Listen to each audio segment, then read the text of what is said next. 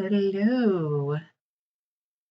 I don't know what day it is as far as what stream I'm on. Stream something, maybe stream number 5 of reading through my book series, Zoe's Life in Zoomington. Let's see, today we are going to read through, just read through The Holidays Are Here the other day. Today we're going to read through Keep Zoomington Clean. So I've mentioned before that each of these books I've written, I try to write about topics I'm really interested in, so that's why it's been about holidays, it's been about imagination, fun, and this one is going to be about the importance of basically recycling and not littering and keeping our world clean. So I'm going to read through this one, see if there's any general ideas that I might want to change. I'm still taking my notes. And I'm not going to be changing grammar at this time. I'll go back and clean it up later. Let's get started with Keep Zoomington Clean. Zoomington is known for its fun and clean parks, bright blue skies, colorful homes made of recycled materials, and beautiful nature spots. People visit from all over to enjoy all of Zoomington's beauty and interesting culture. However, one day while playing at the park, best friends Zoe and Jane noticed that some people from out of town were not cleaning up after themselves. "Hey, Zoe," whispered Jane, "do you see those people over there? They aren't cleaning up after themselves." One of Jane's favorite things is being outside, and she likes to take care of the planet, so seeing others not taking care of the planet concerns her. "What should we do?" whispered Zoe. "I'm not sure," replied Jane. "It might not be safe to talk to strangers. Let's ask our parents." Jane and Zoe's parents were laughing and swinging with Zach and Xander. "Hey there, Janie and Zozo," said Jane's father, Mr. Buffer. "Why are you two looking so blue on this beautiful day?" Jane told the group about the people not cleaning up after themselves and how she didn't know what to do. "That was a wise decision to not go and talk to the strangers. They might not have been very nice," offered Mizzy Meyer. Xander's eyes widened in excitement. "What if we did a scavenger hunt for buried treasure? The treasure can be trash and recycling." "Great idea," added Mr. Mizzy Meyer. "How about we enjoy a picnic and brainstorm about ideas for helping keep the park clean?" The Mizzy Meyers and Buffers enjoyed their picnic of yellow curry hummus, vegetables, whole wheat crackers, cheese cubes, fruit, and oatmeal muffins. After finishing a bite of her crackers and hummus, Zoe asked, "How can we teach all the people who visit, I'll just go ahead and change that one, who visit Zoomington?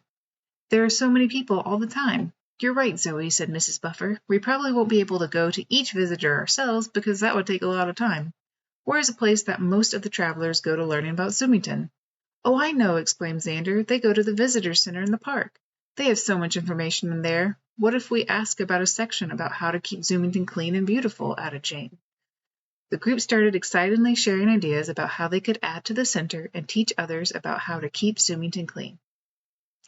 A few days later, Mr. Zoomington had gotten in touch with the director of the visitor center, and she agreed to look into adding a section about the importance of protecting Zoomington's beauty. She asked for a sample of what they might add, and they decided to meet in 1 week to present the idea. With the deadline in mind, the Mizzy Meyers and Buffers got to work. Zoe turned her outdoor igloo into an idea office. Zoe and Jane sorted through many ideas over the next few days. "It would be so much fun to do a short play about keeping Zoomington beautiful, but we wouldn't be able to present a play every day," said Zoe. Jane thought for a moment. "What if we created a video? That way the visitor center can play it all day, and people can watch whenever they are there. We can make it funny so that people would want to watch it." The girls got excited and started coming up with all sorts of ideas for the video.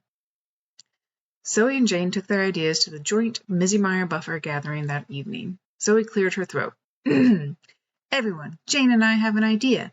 The group let out sounds of excitement. "We were thinking how we would like to be able to talk to all of the visitors, but how we don't have the time for that. After some serious thinking, we came up with the idea to make a video as part of a permanent display in the visitor center. Jane chimed in. "We want to make the video funny so that people stay and watch, but it should also be informative." "What a great idea," said Mrs. Buffer. "Yes, we can use some costumes in the attic. They are from all over the world," said Mr. Buffer. Zach spoke up next. "We had an idea that could be added to the video. We thought it would be fun for the visitors if keeping Zoomington clean was sort of a game or challenge. We can challenge people to pick up any litter they spot and put it in the trash or recycling bin." Yeah, added Xander, and the trash and recycle bins could be painted fun colors so they are easy to spot. The families got to work putting together all the ideas for their visitor center presentation. The week flew by, and it was already time for the joint Buffer-Mizzy-Meyer presentation. The families brought their idea board and video to present to the director of the visitor center. The director's name was Mary Sue Ballou, and while she was polite, she seemed like she might be tough to impress. Thank you for coming. I appreciate the time you have put into making all of this. Let's see what you've done, said Mrs. Ballou. Zach spoke up. We decided to make a video since we can't be here all the time to talk to visitors. He pressed play, and the Buffer-Mizzy-Meyer video played. The video opens by showing Zoomington in black and white with old-timey music playing. Jane, Zoe, Zach, and Xander come into view dressed up in old-timey costumes and playing the role of older Zoomington residents.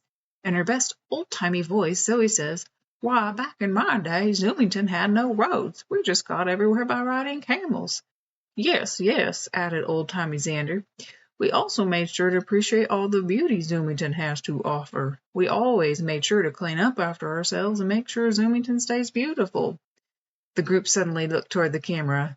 "Oh, hello there," said old-timey Jane. "We didn't see you. Are you a visitor to Zoomington?" The screen went up and down as if nodding its head yes. "Well, come on over and sit for a spell. We will tell you a quick story about our wonderful town." The video continued with information about Zoomington and the importance of keeping it clean. The group shared ideas for picking up trash and how to know if something needs to be recycled.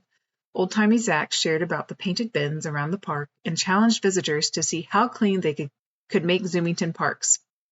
The video ended, and the Buffers and Mizzy-Meyer looked to Miss Ballou for her reaction, but her face didn't give them an answer. Zoe handed Miss Ballou the ideas for painting the trash and recycle bins and how they could create signs to help people know what goes in which bin and to remind them about the challenge from the video.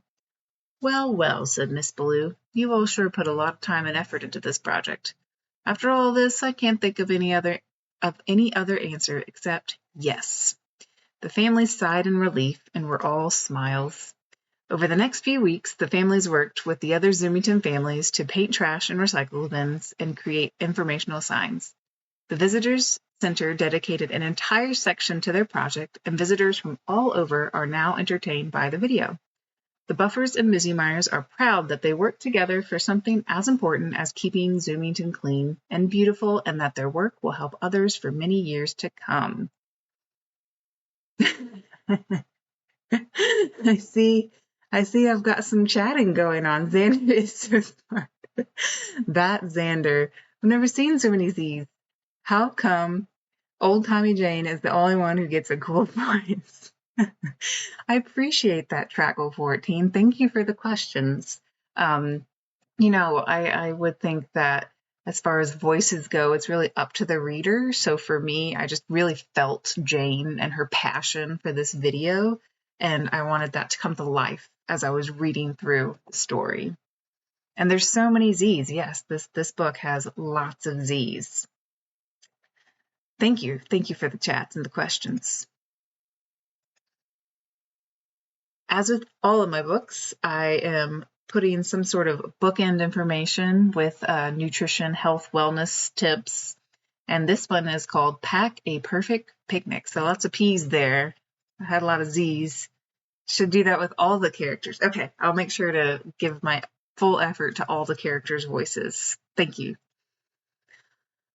Warmer weather means it's time to pack up a picnic and dine outdoors. Pack a perfect picnic with some of these tips. Try to include a variety of vegetables, whole grains, proteins, and fruits. Your picnic basket could be filled with vegetables ready to be dipped, such as celery, carrot sticks, bell pepper strips, broccoli, and/or cauliflower, or perhaps a colorful salad.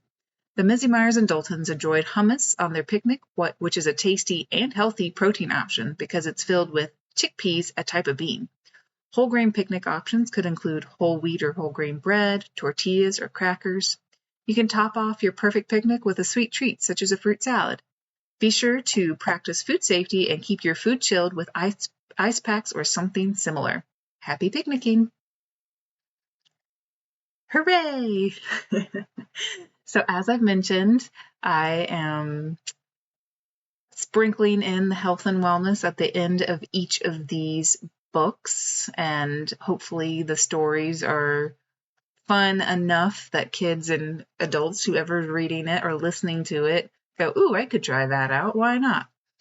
So I'm going to keep doing that with each of these books. Let's see, I like to do a word count of each of these to see that it is indeed around about the same amount of words as the other books. Oop, went too far. Let's go back down. There we go.